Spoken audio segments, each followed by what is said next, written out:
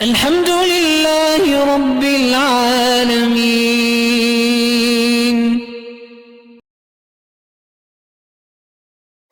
عورت اپنے شوہر کی پتہ نہیں کیا ہے، یعنی اس کے سر کا حلق عورت کر سکتی ہے، یعنی اس کے بال کاٹ سکتی ہے، اور سارا سال شوہر کو کاٹتی ہے، عمرے میں بال کاٹ دیے تو کیا ہو گیا؟ جائز ہے، کوئی حرج نہیں۔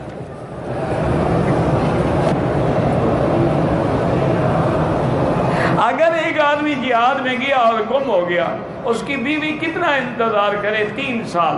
اس کے بعد جا کے محکمے میں درخواست دے کے نکاح فسخ کرا سکتی ہے۔ اگر ایک خاوند نے اپنی بیوی کا دودھ پی لیا تو بہرحال وہ حرام نہیں ہوتی، لیکن یہ اچھا طریقہ نہیں ہے۔ بیوی کو بیوی سمجھو، بھینس تو نہ بناؤ۔ جمعرات کو روحیں واپس آتی ہیں، مجھے تو کبھی نہیں ملی، آپ کو ملے تو میرے سلام کہیے گا۔ جن بھی صحابی ہیں، بالکل ہیں، حضور پر ایمان نہیں لے آئے۔ وَصَرَفْنَا إِلَيْكَ نَفَرًا مِّنَ الْجِنِّ، قرآن میں سورۃ الجن پوری موجود ہے۔ اگر طلاق ہو گئی ہو، عورت کا مطالبہ ہو کہ لکھ کر کاغذی طور پر نہ دی جائے، بہرحال مرضی، طلاق زبان سے نکلی ہو گئی، لکھو یا نہ لکھو۔ ثلاث جدہن جد وحدلہن جد النکاح والطلاق والعتاق۔ حضور نے فرمایا 3 چیزیں ایسی ہیں، مذاق بھی کرو تو ہو جاتی ہے۔ ایک آدمی بیوی سے مذاق میں کہے طلاق ہو گئی۔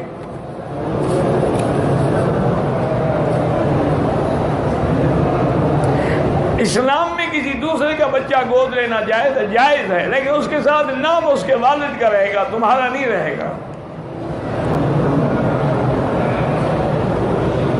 ایک خسری تھی، آپریشن کرا کے صحیح عورت بن گئی، ٹھیک ہے، وہ عورت کے حکم میں ہے۔ جب وہ عورت بن گئی تو عورت کے حکم میں ہے۔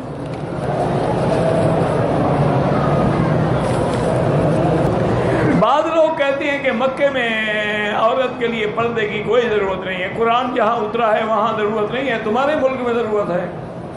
یہ عجیب بات ہے۔ اپنی بھائی کی وفات کے بعد بھابھی سے شادی کی، اس بھابھی کے 2 بچے تھے، ایک بچے نے شادی کی لیکن وہ بھی انتقال کر گیا، اسی بھتیجے کی بیوی سے شادی نہیں کر سکتا۔